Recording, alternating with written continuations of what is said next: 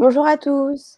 Avant de démarrer, si quelqu'un peut mettre un petit pouce ou un petit message dans le chat pour savoir si, vous m'entendez bien et si vous voyez bien la presse, qu'on puisse ensuite, démarrer.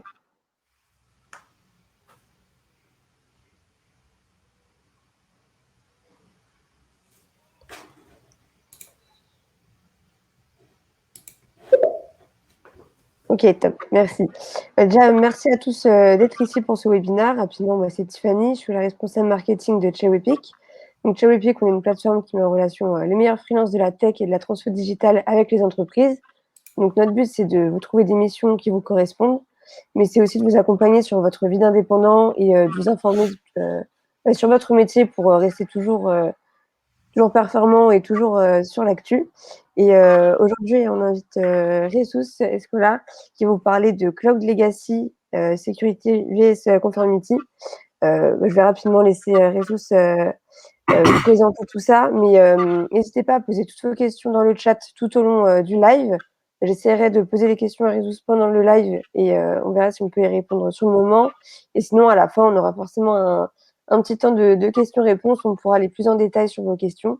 Donc voilà, n'hésitez pas. Bon webinaire, et puis Jesús, je te laisse te présenter et je te laisse la parole. Merci beaucoup Tiffany.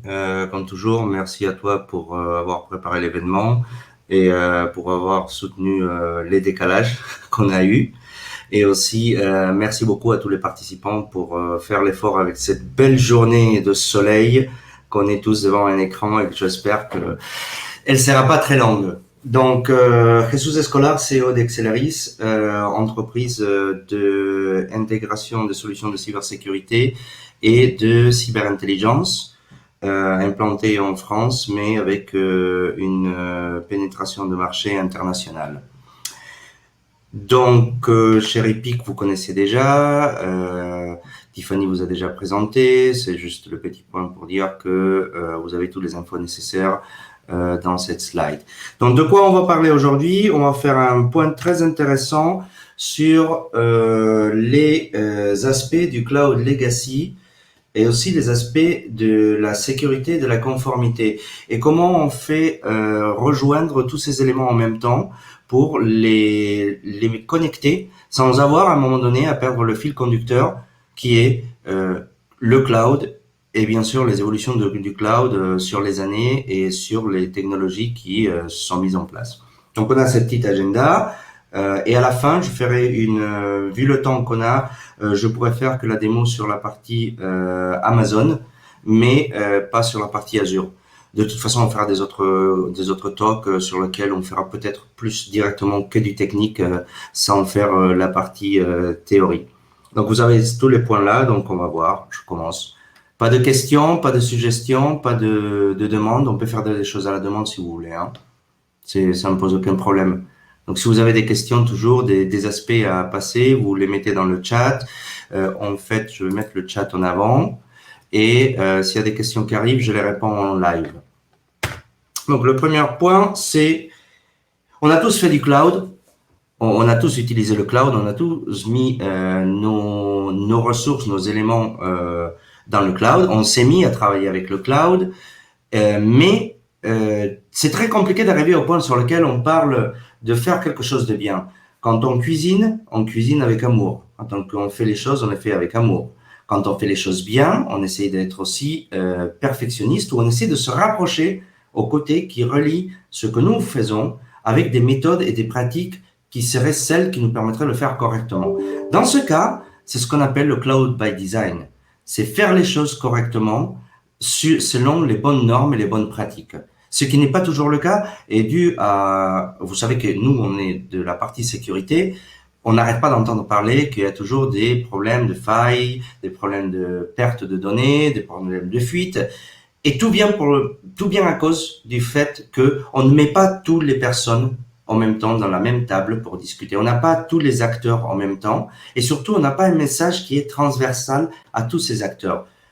Et dans ces cas-là, on se retrouve sur des designs de cloud qui sont conformes aux normes, mais qui sont pas well architected, ou proprement architecturés.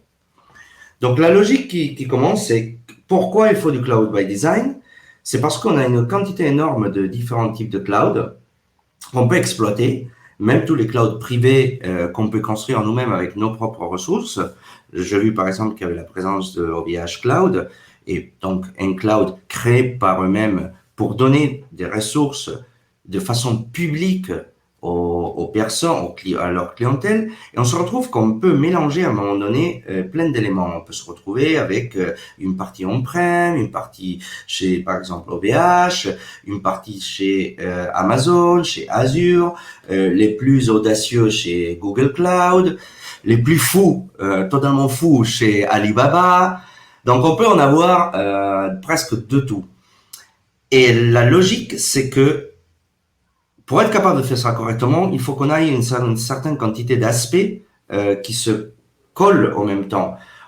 Pas seulement la technique du cloud et le fait de construire des choses dans le cloud, des ressources, des VM, des containers, des clusters, des pods de Kubernetes, du PaaS, du IaaS, vous faites ce que vous faites là-bas. À la fin, il faut tenir en compte tous les aspects qui contournent la sécurité. Et dans cet aspect-là, par exemple, on a la confidentialité des données, la comptabilité, l'accessibilité, l'intégrité de la même, la conformité. Est-ce qu'on est vraiment conforme, la compliance, et la sécurité. Et c'est là que je fais toujours un point. Il faut faire les choses sec by design, c'est-à-dire qu'il faut qu'on soit toujours avec la sécurité by design et non que ça soit le design qui amène à la sécurité à faire ce que eux ils sont capables de faire. Il faut qu'on prenne d'abord la sécurité, on se dise on doit faire de cette façon et on va tous être flexibles pour arriver au même but. Attention, je suis pas de ce genre de personnes qui vont rentrer à dire non, c'est la sécurité dit que ça sera carré, il faudra que l'on fasse comme ça, sinon ça se fera jamais. Il y a toujours des façons de faire le même produit avec le même résultat, mais avec de la flexibilité. Aucune des parties doit être en contre de l'autre. On n'a pas envie que les gens du cloud commencent à se fighter avec les gens de la sécurité, parce que là, on se retrouve, comme je dirais, dans la merde. Il y a un concept très intéressant qui s'appelle le SRE, qui est la logique du Cyber Reliability Engineering. Et ce concept-là, il faut le porter dans le cloud. Et ça, c'est une petite phrase que j'ai marquée, que j'ai coinée moi-même, c'est que il faut que tout, à un moment donné, parte dans cette direction, qu'on arrive à avoir le concept de Cloud Reliability Engineering dans nos designs et dans nos mises en place, dans nos migrations, dans nos interventions, dans nos créations. Il faut qu'on fasse ça. Il faut qu'on aille la logique SRE et qu'on la porte vers le cloud. Pour discuter des SRE, on en fera une autre session avec Tiffany, possiblement dans 3 semaines ou 4 semaines, là où je parlerai exclusivement de SRE et sécurité. Et si vous réassistez à cette talk, on aura la possibilité de faire le lien avec le cloud. Donc, on se bataille pour faire les choses bien. On essaye de mettre tout en place correctement. On essaie de suivre les normes. Mais là, on se retrouve tout d'un coup avec le fait que, au-delà de là où nous sommes, nous, techniquement, nous avons un problème qui va à un point de plus. C'est-à-dire que on a du légal, on a du financial, on a des équipes qui sont des counsels, et eux, ils veulent mettre tout autour de nous sur l'aspect compliance, conformité. Comment on arrive, nous, à ne pas combattre les problèmes qu'on a techniques entre les équipes, à ne pas se retrouver avec les execs et les frameworks légaux qui nous tombent dans le dos et les normatifs qu'on doit respecter. Et comment on peut, à un moment donné, voir la différence entre qu'est-ce que c'est la compliance et qu'est-ce que c'est la sécurité, parce que les deux, elles se bataillent dans la tête de certaines personnes. Et quand je dis certaines personnes, je peux monter jusqu'à plus de 50%. Comment on fait la différence entre être compliant, mais être secure? La vue ici, elle est simple. Être compliant nous facilite le fait que nos prérequis externes à notre organisation, mais qui sont naturalisés pour nous, sont maintenus. Nous facilite d'arriver à dire je coche des cases avec la loi, par exemple, ou avec des standards. Et c'est le business qui dirige ce changement. Ce n'est pas mon choix technologique, mon type de code que je vais utiliser, le type d'application. Et surtout, c'est la tierce partie qui décide quand est-ce qu'on est là, quand est-ce qu'on est compliant. On ne peut pas se dire à nous-mêmes, on est compliant. Il faut que ce soit quelqu'un d'externe qui nous dit que nous sommes compliant. La différence avec être secure, c'est-à-dire mettre le côté sécurité, c'est que c'est pour toi. Ce n'est pas pour quelqu'un d'autre. On n'a pas besoin de satisfaire personne. On fait un exemple. Si je monte demain une application sur laquelle je vends des tirelires dans le net, je peux faire tout en insecure. Mon business continue. J'aurai des problèmes de conformité, de compliance selon tout ce que je mettrai en place si je veux être standardisé. Mais en termes de sécurité, ça me concerne qu'à moi. Si je veux pas avoir des embêtements légaux dans la fin, je dois mettre de la sécurité. Et c'est le fait que c'est ton business qui et le besoin de ton business interne qui va diriger cette sécurité. Et surtout, qu'elle est jamais atteinte. Moi, je suis quelqu'un qui parle toujours du fait de 99% de sécurité, 99,9999% de sécurité. Ça sera le maximum que vous atteindrez. Vous ne pouvez pas atteindre le 100% de sécurité. C'est un mensonge. Et surtout, c'est un mensonge qui s'exploite énormément en disant, si vous faites ça, vous êtes sécurisé. Ce n'est pas le cas. Le but final, c'est de dire, je dois atteindre ma compliance en maintenant la sécurité. La compliance, elle est très dure parce qu'elle descend d'en haut et elle arrive comme un marteau. Alors, elle nous fait un haka dans le dos et elle nous dit, voilà, vous devez faire ça, vous devez être standardisé de cette façon. Et la sécurité, elle se bataille déjà pour monter de la cave à vin en bas du sous-sol, là où elle se trouve, pour se mettre au même niveau que le reste des standards, des solutions, des projets qui sont en cours. Comment, quand on rentre, parce que je pense que vous êtes tous déjà des experts de cloud et des personnes qui maîtrisent, comment on arrive à ce moment donné à comprendre comment on passe d'un point des structures cloud SaaS, services, etc., dur et durci et bien mature à une excellence sur l'opérationnalisation en évitant avoir des mauvaises configurations dans notre cloud. Donc la logique vient avec le concept d'adopter ce qu'on appelle le Shared Responsibility Model. Alors ça, c'est le SRM, sauf que le SRM peut avoir plein d'acronymes partout. C'est quelque chose sur lequel je parle depuis beaucoup d'années. C'est le point sur lequel, quand on arrive à adopter une plateforme cloud, on doit faire exactement les mêmes choses qu'on fait que si on avait notre laptop, notre serveur, notre petit data center dans les bureaux. Si on avait tous les data centers chez nous, ça serait énormément très dur pour les exécutifs de ne pas accepter que ça soit sécure, parce qu'on a la sensation de que c'est chez nous, donc le matériel est là, on peut presque des fois aller le toucher et on met toute la sécurité. Quand on passe au cloud, on se dit, moi ça me concerne pas, je balance mon truc là-bas, de toute façon je paye. On fait le truc classique, je paye. Attention, je paye. Donc moi, si c'est pas sécure, c'est ton problème. Et c'est faux. C'est absolument faux. Parce que dans ce modèle, par exemple, vous voyez que toute la partie, et ça c'est l'exemple d'Amazon, parce que dans ce cas, je vais faire Amazon pour la démo. Dans la partie Amazon, on a tout ce que Amazon donne comme sécurité. Mais quand on arrive à la vraie sécurité, c'est-à-dire la sécurité sur laquelle toi tu es responsable, c'est la partie bleue.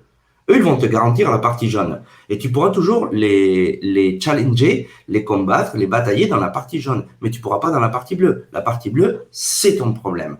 Donc, ça va être le trafic, la protection, le chiffrage, tout ce qui sera la sécurité et le durcissement, la data, toute la data chiffrée, les accès authentifiés, les plateformes, le durcissement des systèmes d'exploitation, absolument tout est de ta responsabilité. Et ça, c'est le fait que l'excellence vient en appliquant la bonne compliance et les bonnes méthodologies de sécurité. Et donc, comment on arrive à ce point-là? C'est-à-dire, je vous fais une petite histoire. Donc, on s'est dit, on a du design, maintenant on a une bonne structure pour dire quelles sont mes responsabilités. Comment on passe à l'étape suivante? C'est-à-dire, comment on se simplifie la vie? Pour ça, on rentre dans ce qu'on appelle un well-architected framework. Il nous faut un framework, pour le traduire en français, vous le savez le mot, mais ça serait pour nous pas une plateforme, mais plutôt une plateforme dans le sens figuratif, c'est-à-dire notre référence de façon de travailler, d'interpréter et de mettre en place qui ne donne espace à aucune ambiguïté. Si tu suis un framework, tu dois avoir des très bons résultats. Si tu suis pas le framework, c'est sûr que tu auras des résultats qui seront business les mêmes que si tu vas, des fois les mêmes que si tu n'avais pas appliqué ce framework, sauf que la partie sécurité, résilience, etc., tu l'oublies. Donc, par exemple, dans Azure ou dans Amazon, il y a ce qu'on appelle des well-architected frameworks qu'on peut télécharger, qu'on peut étudier et que si on les applique, on est dans les cases de quelqu'un qui construit un cloud by design. Par exemple, ça nous prépare et ça nous explique aux cloud architectes et même aux développeurs comment mettre en place nos applications avec lesquelles vous, en tant qu'assistant, vous alimentez et vous vendez à vos clients de façon sécure, comment vous augmentez la performance, comment vous faites que ces applications soient resilient, c'est-à-dire qu'elles résistent tout type de aléas du cloud, du réseau, des fournisseurs telco, etc. Et comment on peut aussi faire une plateforme efficace. Et ça, c'est très important. Quand je ferai la démo, il y aura des parties qui se relient à ça, c'est-à-dire il faut que la consommation des ressources, l'utilisation de ressources soit correctement analysée. C'est toute la combinaison entre un bon design, des bonnes métriques, une plateforme au sens figuratif qui nous permet de comprendre comment on doit faire les choses. Et avec ça, c'est comme on obtient l'excellence opérationnelle. Quel est un point important que je mentionne là? C'est que l'archi et les workloads doivent s'aligner avec les meilleures pratiques ou les best practices et les standards de l'ingénierie pour être excellent dans leur opérationnalisation. Donc, on ne peut pas construire des applications, mettre des ressources pour les consommer si on ne passe pas par ces bonnes pratiques. Et pour nous, ça, c'est la fondation pour délivrer notre business. C'est le véhicule du business. Le coin sécu arrive maintenant. On a bien fait les choses, mais comment on arrive alors à sécuriser? Et c'est là qu'on doit se dire, la sécurité ne doit pas être une contrainte, ça doit être ton partenaire comme dans une belle relation humaine qui t'accompagne toute la vie. Comme j'ai dit, ça ne s'arrête jamais. Donc, la sécurité opérationnelle doit être toujours avec toi. Et il doit être, comment on dit en français, pas seamless, mais doit être frictionless. C'est-à-dire on ne peut pas avoir des frottements. Ça doit être frictionless, ça doit passer tranquillement, ça doit faire partie du modèle. On utilise toujours les bonnes, on appelle ça operational guardrails. Guardrails, malheureusement, excusez-moi, je suis pas français natif, donc je ne sais pas exactement comment traduire guardrails, mais c'est un peu ce qu'on met dans les autoroutes. C'est comme les guides ou les protections qu'on met pour être sûr qu'on ne sort pas du chemin, qu'on reste toujours dans le même chemin. Les bonnes pratiques doivent être totalement et constamment forcées et habilitées sans discussion. Les bonnes pratiques, ça peut pas bloquer le business, ça n'a jamais bloqué le business, ça n'a fait que du bien. Et en mettant ces operational guardrails, on transforme un travail de jour au jour en une excellence opérationnelle. Qu'est-ce qui se passe? que par exemple, on a des cas sur lesquels de la data était stockée dans le cloud et il doit être automatiquement protégé avec des renforcements de sécurité. Les politiques d'accès réseau et les groupes de sécurité doivent constamment être configurés pour minimiser, c'est-à-dire least privileged access, pour éviter qu'il y ait un accès innécessaire. Le IAM et les permissions IAM doivent être totalement contrôlées et elles doivent être toujours auditées en temps réel pour savoir qui accède et quand. Et c'est là, quand on automatise tout ce process, qu'on arrive à la capacité de gouverner cette sécurité et surtout de être capable d'escaler sans arriver à un seuil sur lequel on n'est plus capable d'aller parce que la problématique du paramétrage de l'automatisation de cette sécurité, de ces guardrails qui sont avec nous dans nos day-to-day operations, ils nous bloquent. La solution passe par l'automatisation. Donc, alors là, je fais ce qu'on appelle un peu un shortcut à l'espagnol pour dire, voilà, pour moi, si on n'est pas capable d'automatiser la sécurité, on peut pas escaler. Si on a que 10 ressources qu'on exploite, c'est facile à gérer humainement. Quand on a 100, ça peut être un peu compliqué. Quand on a 100 000 ressources distribuées sur tous les besoins du business, c'est impossible. On doit automatiser. Mais dans cette automatisation, on doit recevoir un retour de la sécurité. C'est-à-dire, on ne peut pas automatiser et ne pas avoir un retour, un feedback de que tout se passe correctement. Donc, pourquoi non? Pourquoi pas? C'est-à-dire, pourquoi on ne peut pas automatiser? Dans cet aspect-là, on a par exemple, j'ai mis les slides, vous les aurez, il y a la partie automation se transforme en agilité, se transforme en une expérience pour le consommateur, que c'est vous, excellente. Et surtout que ça vous aide à réduire des coûts. Moi, j'étais dans une époque sur laquelle la dépense sur mon ancien employeur en cloud était violentissime. Elle était presque impossible à gérer. Il n'y avait pas de contrôle, tout le monde déployait, tout le monde mettait des ressources. Il n'y avait pas des guardrails qui mettaient, surtout que les solutions n'existaient pas à l'époque. Et donc, tout se faisait à la mano. Je dirais même que entre vous et moi, ça se calculait au Excel avec la calculette, où on en est, où est-ce qu'on va être dans une semaine, où est-ce qu'on sera dans un mois. Et donc, ça faisait énormément de problématiques, de discussions, ça freinait les projets. La majorité des projets sortaient underscaled parce que il fallait maintenir le minimum. L'automation, c'est la façon d'obtenir le maximum avec le minimum d'efforts. Alors là, c'est la partie siesta. Espagnol, là où on dit on fait l'automation, on fait le minimum syndical et ça passe hyper bien. Je suis espagnol, by the way, juste ok, je fais les blagues, mais je me fais les blagues à moi-même. Et donc l'automation, ça vous donne le maximum avec la facilité et l'agilité la plus simple. L'automation aussi permet de faire plein d'améliorations. Ça permet d'escaler automatiquement, ça permet de guérir les problématiques de vos applications. Ça nous permet d'avoir une vision constante et réelle avec du reporting, avec des dashboards sur qu'est-ce que j'ai, où est-ce que j'en suis, où est-ce que je suis une heure après, même pas où est-ce que je suis en temps réel. Néanmoins, la problématique arrive sur le point de que tout le monde fait des erreurs.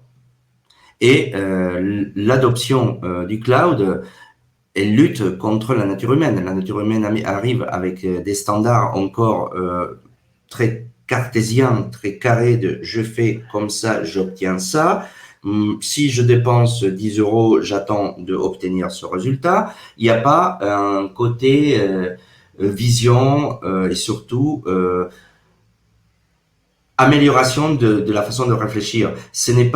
On ne fait pas A, B, C, D quand on adopte le cloud. On fait A, B, D directement dans la majorité des cas, car il y a des étapes qu'on oublie, qu'on ne configure pas, qu'on ne met pas en place. On transforme les opérations qu'on exécute en code, et donc c'est là où on travaille avec le runbooks ou le playbooks, là où on automatise le process.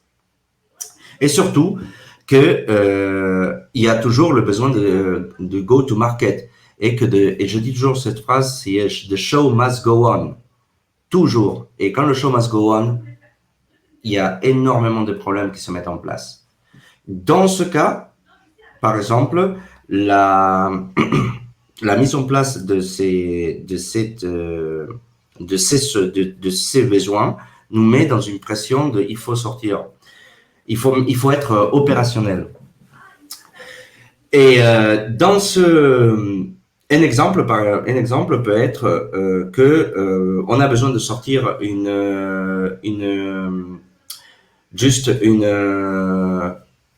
un livrable, et tout d'un coup on oublie de configurer le IAM, les permissions, et donc le serveur reste exposé. Il y a aussi la partie, par exemple, on peut se retrouver avec une configuration d'un bucket S3 d'Amazon qui a été oublié parce que personne a réfléchi à cet aspect-là, et tout d'un coup ça termine par des breaches de sécurité et des leaks de sécurité. Ça, c'est vraiment quelque chose de très complexe. Le point à retenir, c'est que dans toutes les process d'adoption de cloud et de travail en cloud by design, il faut s'assurer que les bonnes pratiques sont mises en place. L'idée, c'est Operations as a Code nous permet à tous les architectes et les DevOps d'avoir notre infra comme si des développeurs développaient une application. Mais tout ça, il faut l'orchestrer et il faut le mesurer et il faut le contrôler. Je fais juste une pause d'une seconde.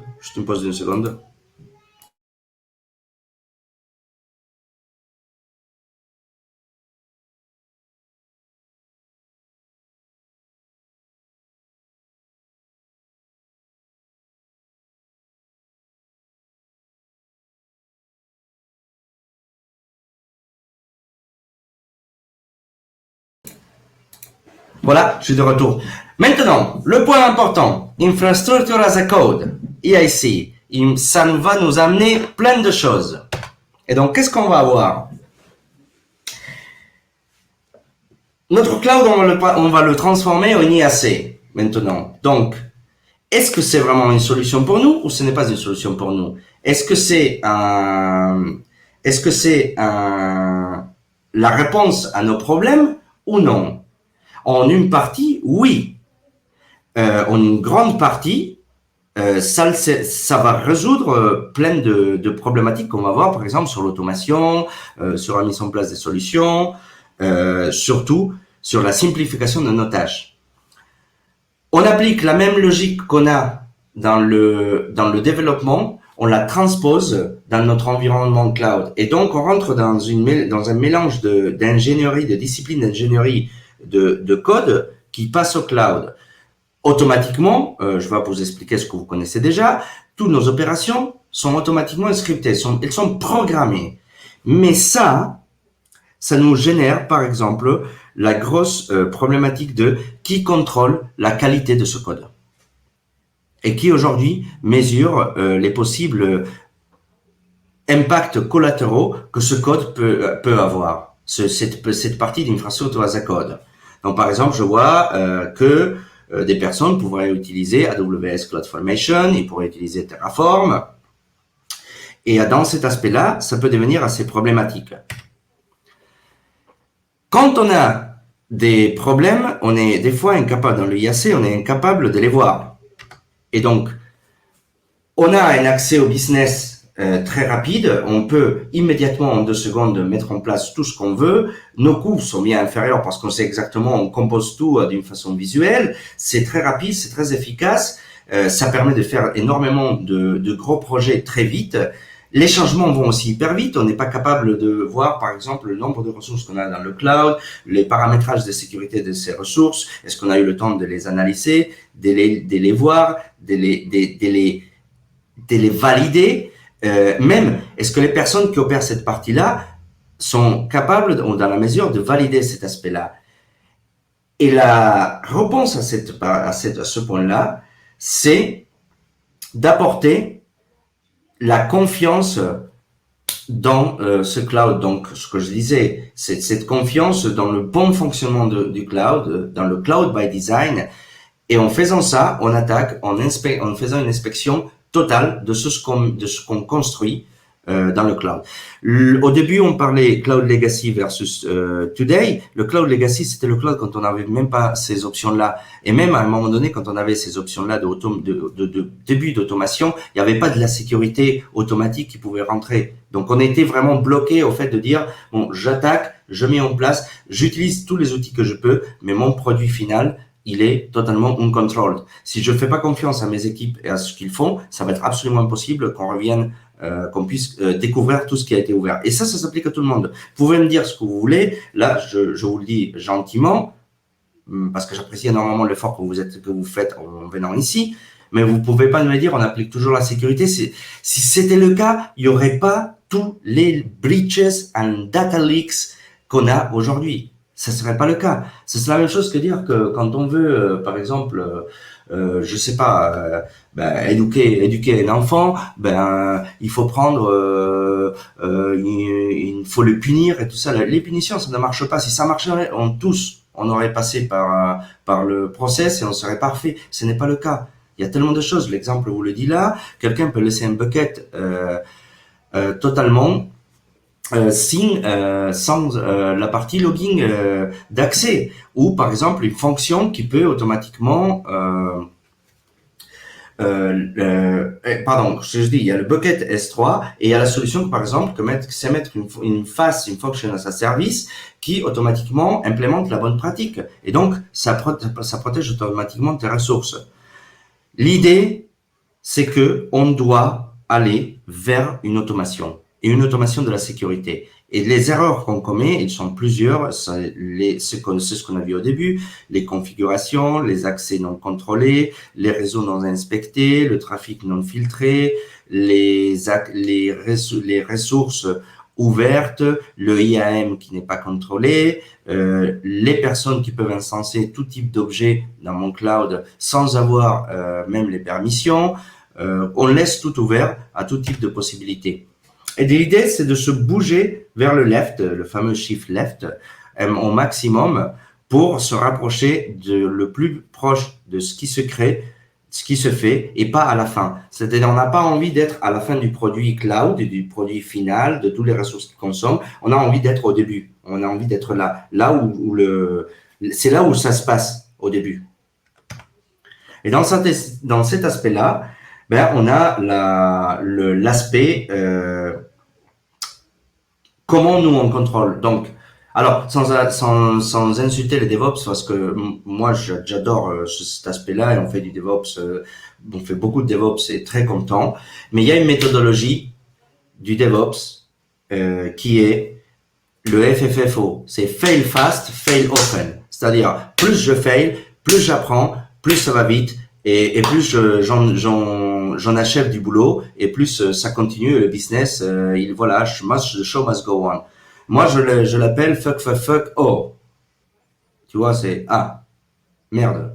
Donc, on a mis, j'adore quand il y a des parties de Docker, de Kubernetes, de containers, puisqu'on fait ça depuis des années, dans la sécu, j'adore faire des démos techniques sur cet aspect-là, et leur dire, voilà, viens ici, tiens les ressources, je vais te laisser une demi-heure, instancie-moi tout ça, basique, basique, et dis-moi si tu te sens secure. Donc lui, il fait son truc, il teste devant tout le monde, il monte le truc, c'est un expert et tout, il termine, et moi je passe derrière, je fais un petit tour, de A à Z avec plein d'outillages, et je lui dis regarde, la liste elle est de 140 potentiels points de faille de sécurité. Le shift left nous permet d'innover énormément, mais il n'y a pas de qualité, et donc automatiquement si on chiffre pas un bucket S3, c'est un data leak. Si on contrôle pas le IAM, on va voir la problématique de ne pas savoir qui va avoir la possibilité d'accéder. Et donc, c'est là que je reviens à mes guides de contrôle, les guardrails, qui nous permettent de brider le travail et les processus dans la sécu, dans mes lignes, mais aussi je dois les mettre le plus proche possible dans ma pipeline de cloud. Presque dans les mains des développeurs. Moi, je dirais pas développeurs, mais je dirais plutôt des DevOps, et des personnes qui vont nous faire les ops, qui vont nous construire notre cloud. Des exemples qu'on peut avoir, c'est voilà, les buckets S3, ils ont de la data sensible et ils sont totalement exposés. Ou on laisse des ressources Amazon totalement ouvertes avec plein de ports TCP. Les groupes de sécurité n'ont même pas été configurés. On a des accès non sans restriction dans les groupes de sécurité, les NSG d'Azure. Donc dans la partie network, on laisse tout passer. On peut laisser l'accès à une base de données Azure SQL et donc exécuter certaines séquences qui pourraient potentiellement extraire de la data, se tromper quand on assigne le IAM, parce qu'on applique des templates à tout le monde qui vient opérer ou à toutes les ressources qu'on crée, ou parce qu'on ne met pas le role-based access control qui est l'adéquat pour la ressource et les utilisateurs quand on spin nos objets, nos ressources. Donc, on se retrouve aussi avec la partie sur laquelle j'avais discuté au début. Ça sera toujours pour moi le sujet le plus important. On est trop nombreux. Et on est trop nombreux. On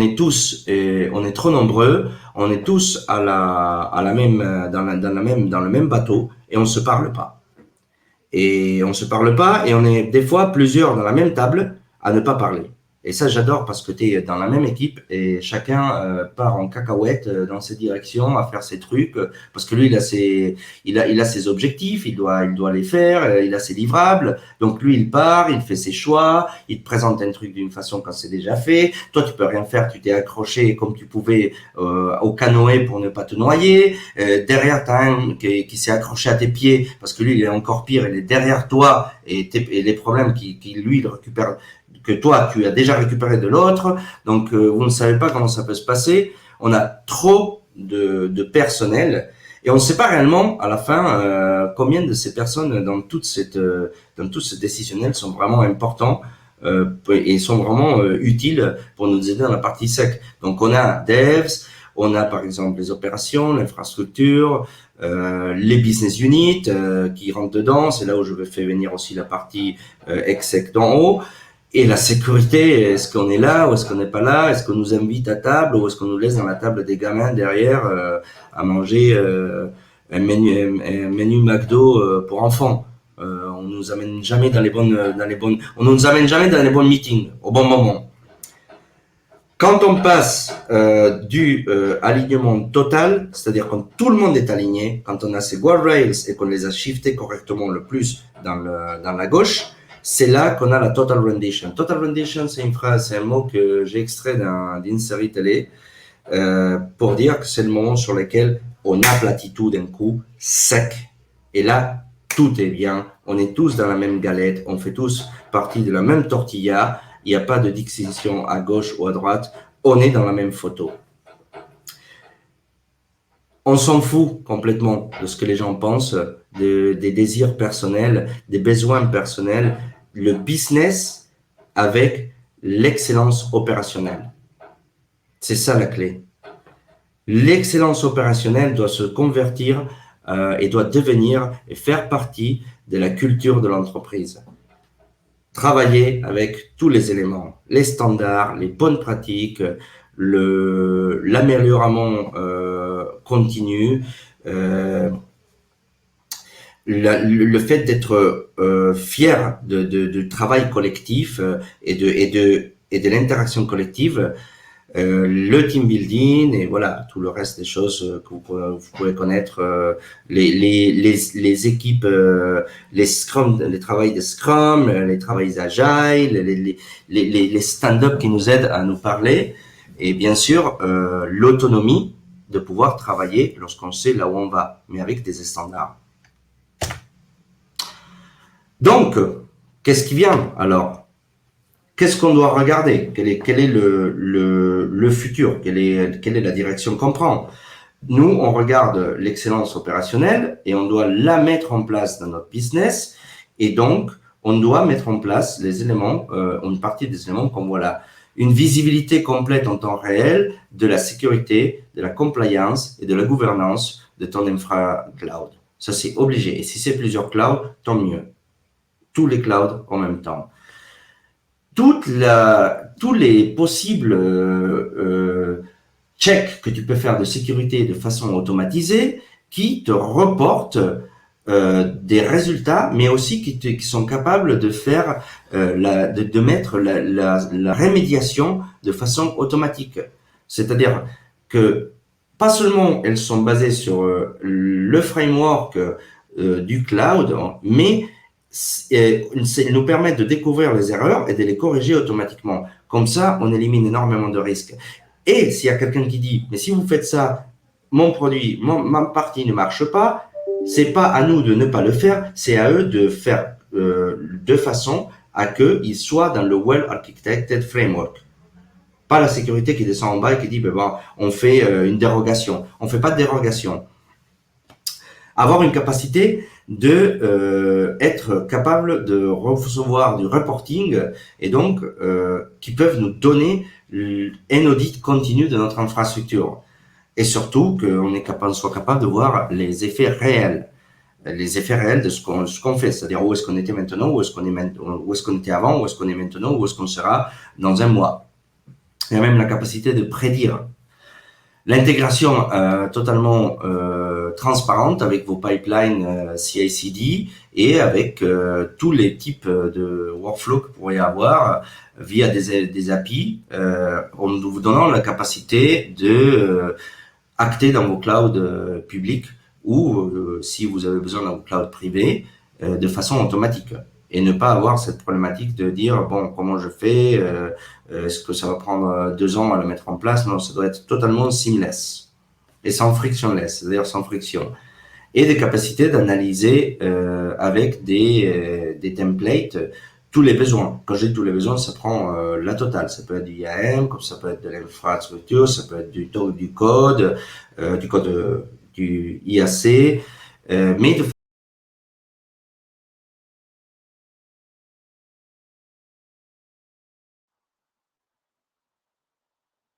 J'avais un petit problème de connexion du côté de Ressus, mais il va revenir dans quelques instants, je pense.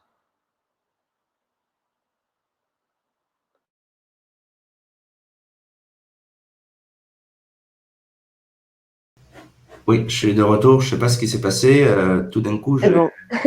j'ai perdu le fil conducteur. Je me suis dit, bon, tout le monde est parti, on m'a laissé seul. D'accord, désolé, je sais pas qu'est-ce qui s'est passé, mais j'ai perdu la connexion pour une seconde. Un petit bug, mais c'est bon.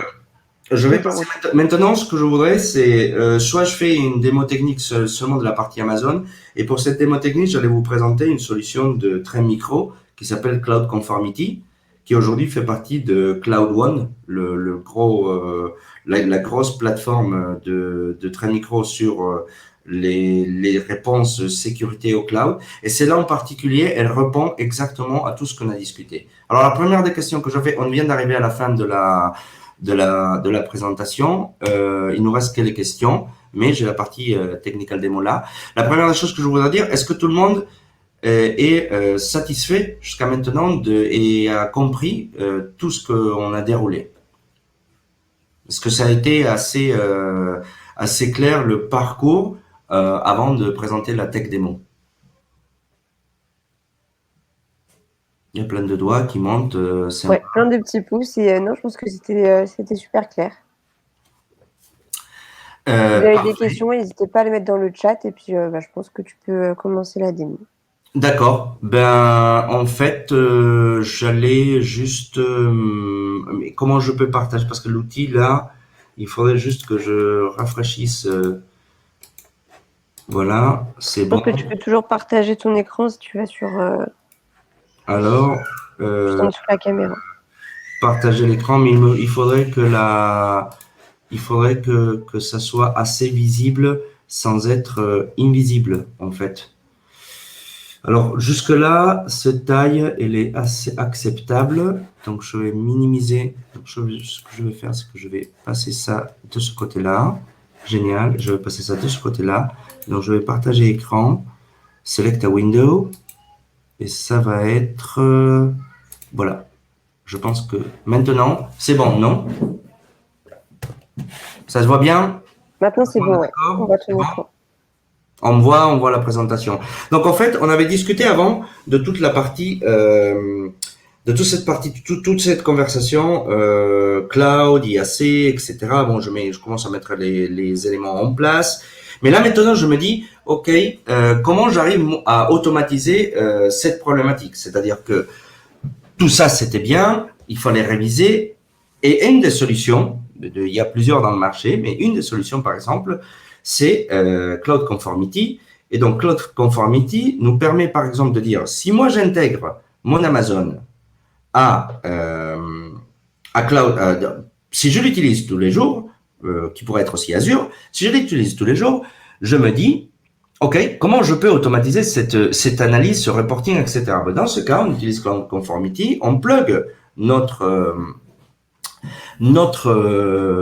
comptes Amazon ou Azure ou GCP et automatiquement, on regarde qu'on dit, voilà, sur tous les environnements de démo que j'ai, ben, ma compliance, elle est à 11%. J'en ai 364 cas qui n'ont pas passé les standards.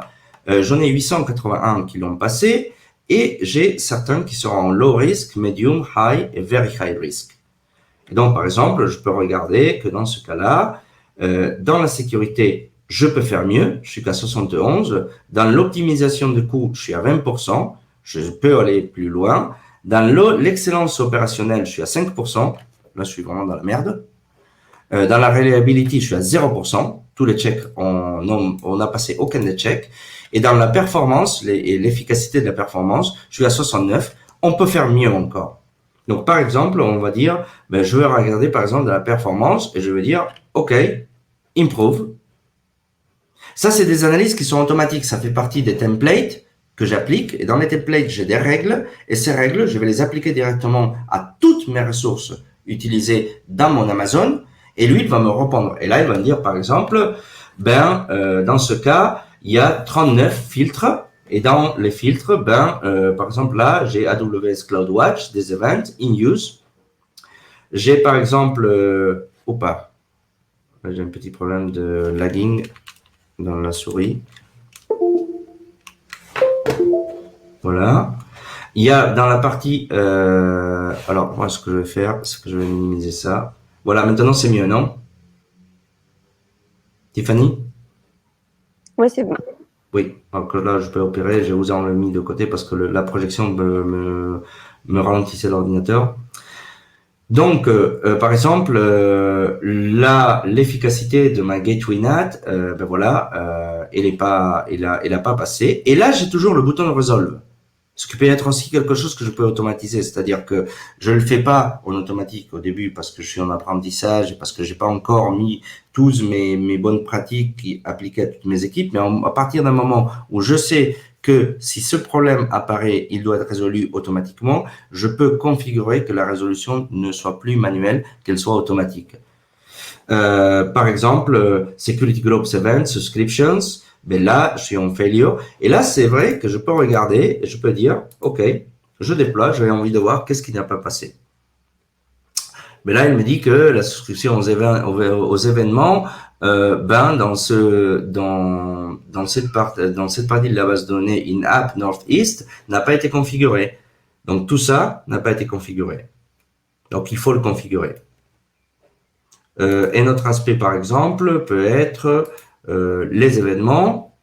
Ils me disent CloudWatch Events n'est pas utilisé. Donc là, je peux automatiquement faire un resolve. Ça, c'est un cas. Et ça, je le vois par les règles. Mais là, je le vois par les ressources. Ça, c'est mes ressources à moi. Et là, dans mes ressources, je dis, OK. En fait, c'est des buckets. Et là, je me dis, OK. Ben, là, j'ai pas la... On parlait de performance. Hein. Là, le transfert, l'accélération de transfert n'est pas habilitée. Et dans ce cas aussi, il me dit la même chose. Et là, il me met, par exemple, les tags, OK, avec les infos que moi j'aurais mis. Dans ce cas-là, ben, il y en a quelques tags qui sont automatiques. Et il me dit la ressource. Quand je clique dans la ressource, je passe directement à la partie dans la partie de la ressource directement dans la console Amazon. Je peux faire encore ainsi un exemple sur la reliabilité. Je clique sur Improve. Et là, il me dit par exemple Route 53 in use. Il y a eu une failure. Voilà, on n'utilise pas le DNS. Pourtant, je l'ai mis en place pour une raison, je l'ai mis en place, il n'est pas utilisé. Après, attention, hein, il y aura des cas, par exemple, parce que ça, il faut le comprendre, il y a des cas sur lesquels je vais avoir des choses en place, mais que peut-être je les avais, mais je vais jamais les utiliser. La seule chose que je dois faire, c'est les désactiver. C'est ça la clé. C'est-à-dire, je les enlève de la photo. J'ai Security Group 7 Subscriptions, mais là, il me dit la même chose. En termes de reliability, ce n'est pas configuré.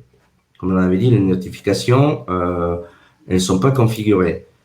Ça tombe dans plusieurs catégories. En fait, ça tombe sur performance, efficacité de la performance, la reliabilité et l'excellence opérationnelle. Lui, il tombe par exemple sur la reliability. Il me dit très clairement, là, versioning enabled, failure, il n'est pas habilité. Donc, c'est très clair pour moi que la ressource, elle est là et c'est pas habilité. J'ai pas habilité mon versioning. Par ressource, par reliability, je tombe sur, oh mon Dieu,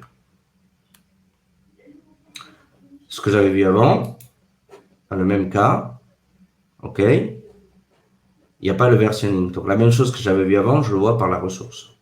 Il me le dit. Donc, mon bucket, ben, il n'a pas le versioning. Il me donne le bucket en lui-même. De tout ça, je peux faire des rapports. Je peux regarder aussi, par exemple, l'excellence opérationnelle. Je suis qu'à 5%. Donc là, il me dit, par exemple, un description for security group rules. Ils n'ont pas de description. Et ça fait partie de l'excellence opérationnelle. Ça passe pas. Pourquoi? Parce que moi, j'ai dit que je voulais la règle sur laquelle tous mes security groups devaient avoir une description. Et là, ils l'ont pas. Je peux regarder, par exemple, le cost. Et dans le cost, par exemple, il me dit S3 Buckets Lifecycle Configuration, c'est sur Security et Cost. Là, je regarde et il me dit, point numéro 2, le bucket blablabla n'utilise pas le Lifecycle Configuration. Donc, je contrôle pas du tout, et ce bucket non plus, je contrôle pas du tout leur cycle de vie.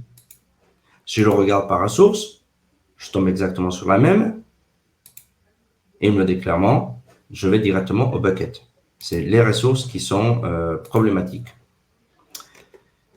Dans la sécurité, c'est beaucoup plus compliqué parce que là, on va avoir énormément plus d'aspects. On va regarder par exemple que il faut bloquer le public access. Et là, verify directement, l'accès est habilité. Et quand je regarde, le bucket ici n'a pas la feature, la caractéristique d'avoir bloqué le public access habilité. Donc ça, c'est le classique qui à la fin dit, si quelqu'un trouve ce bucket et scanne et trouve le bucket, il sera capable de se connecter et récupérer la data. Ça donne une data leak, une fuite de données. Qu'est-ce que je pourrais AWS Config Enabled. La AWS Config n'est pas habilitée pour toutes ces régions. Et voilà, j'ai toutes mes régions et ça n'a pas été habilité. Je peux aussi regarder seulement les failures. Par exemple, je voulais faire une autre qui était là, par exemple, du IAM. Voilà, no MFA device was found on the AWS root account. Dans ce cas-là, par exemple, on n'a pas le facteur, l'authentification forte pour le compte de base d'AWS. Alors ça, c'est pas des erreurs que vous allez faire, mais il peut se donner dans le cas de les ressources. C'est pour ça que je vais aller en ressources et là, je vais visualiser par exemple que mes ressources.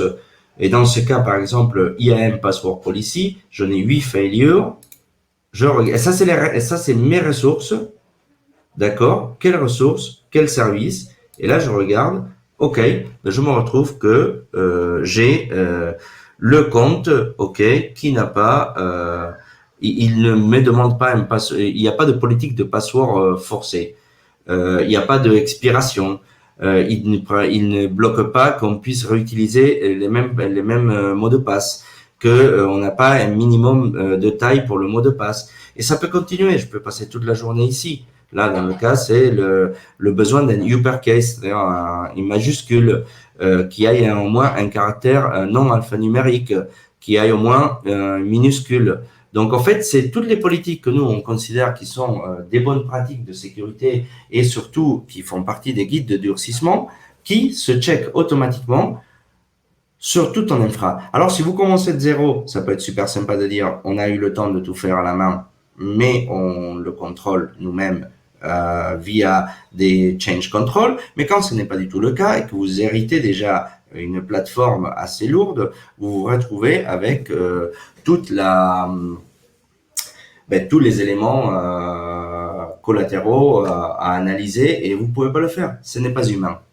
Ça ne répond pas du tout à aucune capacité humaine. Voilà, on est arrivé à la fin de l'heure. Pour faire c'était juste une petite technical démo, mais on aura avec Tiffany, on fera beaucoup plus de tech, de tech démo, mais on ira directement que à la tech. Hein. On ne fera plus de PowerPoint, on parlera directement avec la tech démo. On fera ça aussi avec vous, avec même des comptes pour vous, pour jouer et pour toucher en même temps que moi. Mais je pourrais passer 5 heures. Je donne des formations aussi, ce qu'on appelle des TOI sur la plateforme et ça dure 3 jours. Donc, il faut faire un jour d'intro au Cloud One. Après, on passe sur des autres.